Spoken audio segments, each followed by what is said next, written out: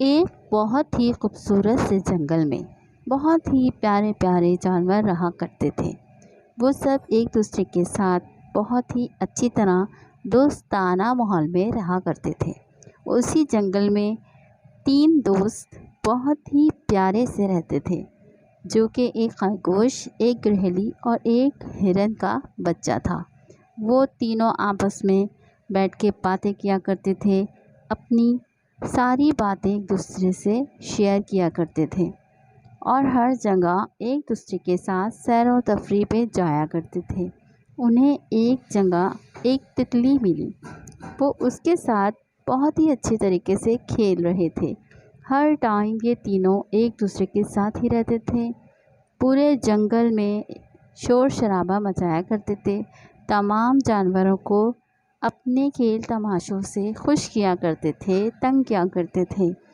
ان تینوں کی بہت اچھی کیمسٹری تھی، بہت اچھی دوستی تھی۔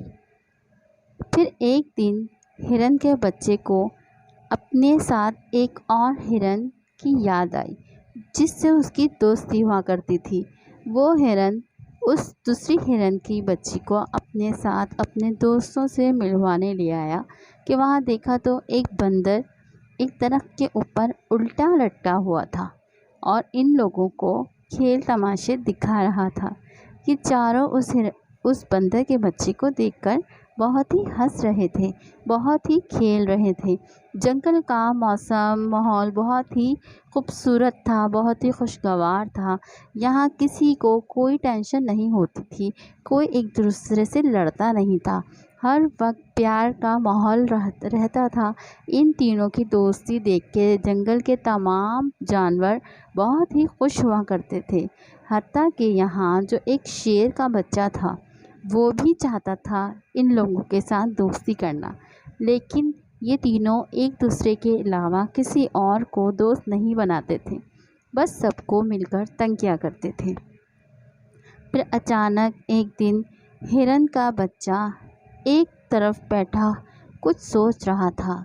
وہ اس شیر کے بچے کے بارے میں سوچ رہا تھا کہ کیا مجھے اسے بھی اپنا دوست بنا لینا چاہیے، کیا مجھے اسے بھی موقع دینا چاہیے اپنے آپ سے اور اپنے دونوں دوستوں کے ساتھ دوستی رکھنے میں۔